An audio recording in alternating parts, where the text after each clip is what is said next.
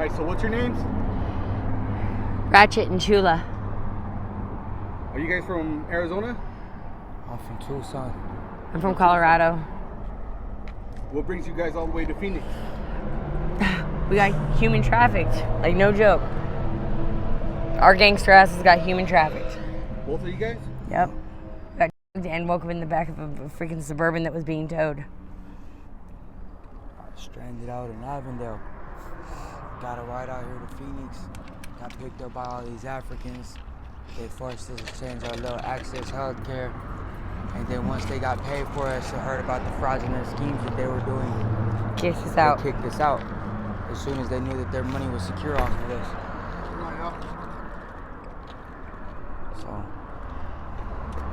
So you guys got into a program? Yeah, we got Yep. into a couple. Well, kind of, not even really though. It was all a scam. It was all a scam. They played us. Yep. They played us for a joke. They because got our information while we were sleeping because we were. I think they had something to do with that. They freaking changed our shit. So. This shit's wild out here, man. And then now that they've kicked, all these places have closed down. The police are like, because there's nowhere for all these Native Americans, everybody to go. Now that all these sober livings, and so now they're just rounding them up like the Nazis did, and throwing them in jail. Like, I'm not kidding, like, rounding them up, bringing in vans, and they don't even know where half of them are going. So they brought you guys all the way from Tucson all the way out here. Yeah. Yep.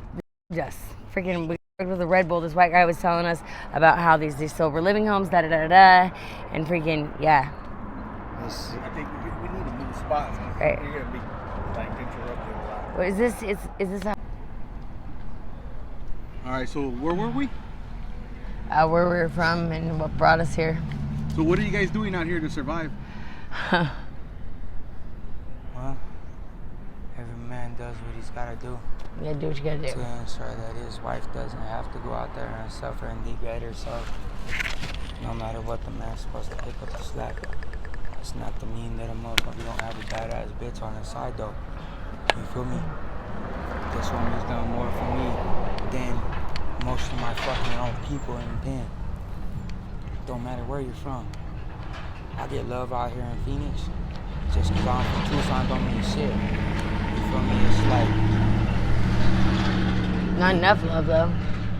From anybody that come out here and make sure that motherfuckers know that when it comes down to it, there's still good motherfuckers out there in the world, no matter the circumstances of what the fuck we're going through. But at the same time, it's like everybody talks about everything that you do. If you don't do it for an ulterior motive, you get it back tenfold. I ain't seen my tenfold. You know what I mean? But at the same time, I ain't seen my tenfold neither. I'm still here. My pops took himself out at this age. He ain't even endured this struggle. we both lost children to death. We both, and these people out here, you see what they're doing now is the most disgusting thing I've ever seen. At first, I was upset because the they're taking away the basic human rights to bathroom facilities, to freaking. Oh my God, dude. They'd rather have people shitting on their sidewalks than shooting up in their bathrooms. This is the most, they're worried about COVID. Freaking Tucson and Phoenix are going to be on the world news pretty soon for creating an entire new black plague that's going to wipe everything out. There is literally human feces everywhere you step in this town. Because they have nowhere to go to the bathroom. They have nowhere to clean up. There's no water. These stores, 95% of these stores won't even give you water. Won't even give you water. Straight up. And somebody said it's illegal for them to refuse. No, it ain't illegal. It is not illegal for them to refuse water. Like it's fucking free for all. Everybody gets to do whatever the fuck they want to. Mm-hmm. And now these cops remain humble. They call us the motherfucking lawbreakers. These cops, like these sober living houses, came in, pretty much got these people more addicted. Gave them money to buy their booze, especially the Native Americans. Gave them money to buy their booze, got them more strung out, then just threw them out on the streets. Then they offered up this thing on 211 where you could have a hotel room. Soon as I went and we had a pan of butane in the room. We started the methadone clinic. We're really trying. I don't give a damn what anybody thinks, but we're trying because that's us. That's our decision. We had a can of butane in the room. They busted in our door while we're having sex, not even 24 hours after being there, and started tearing through our room like we were criminals, and freaking gave us one warning for a can of butane, so the next one we're going to be out. So they were looking for any reason in the world to throw people out. And then once they throw them out, the cops go to bus stops. They go anywhere. All these people that have been complaining about these people everywhere, it's because they have no place to go. They have no place to go. And that's our society. And then, that's our government. And then so now instead of freaking, we offered help. No, you didn't. You offered another jail. You know what I'm saying? And freaking, then now they're rounding them up. I'm not allowed to register to vote because I'm a criminal. Come over here, babe. I've been to the pen. Mm-hmm. Because I've been to the pen, I'm not allowed to vote, but I'm allowed to pay taxes. Though you're allowed to take fucking money out the check that I work for. Mm-hmm. Or you don't permit me to have a job at all. I'm about to hit up the world news about this because this is unbelievable. This fentanyl epidemic this is real out here.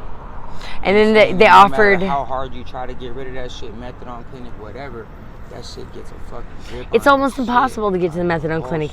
They don't. It's so ridiculous. They're like, that's. I'm sorry to cut you off, but how many programs have you guys been through already? We've been to 5 of the sober living houses is what we tried to go to. There was dead people in the backyard of the last one. I swear there was. And then I've been to 2 different methadone clinics. But like the problem is they start you, it's all set up for failure. All of it is. And now the cops are literally rounding up these people. They don't want you to succeed just so you can keep coming back, right? Yeah, well, they ain't gonna make no money. They ain't gonna make no money if we don't keep coming back. We are the recidivism rate. We're the ones that they deemed as the motherfuckers who's gonna be the recipients of all the fucking torture and fucking shit that we have to go through out here.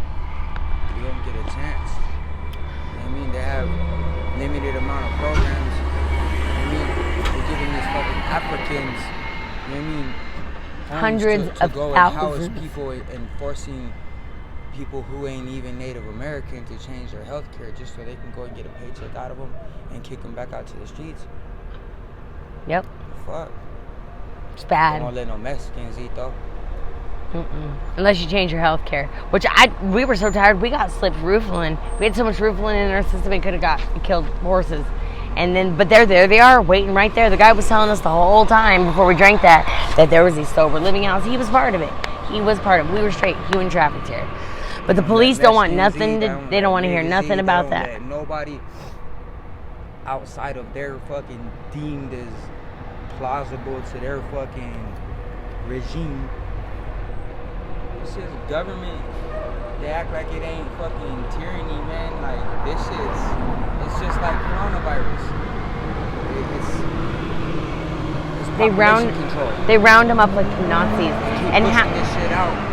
Knowing we're gonna get rounded up, and they're gonna keep getting more money and more money and more money. And half of these people aren't coming back. They know what they do. They flood the streets with this shit.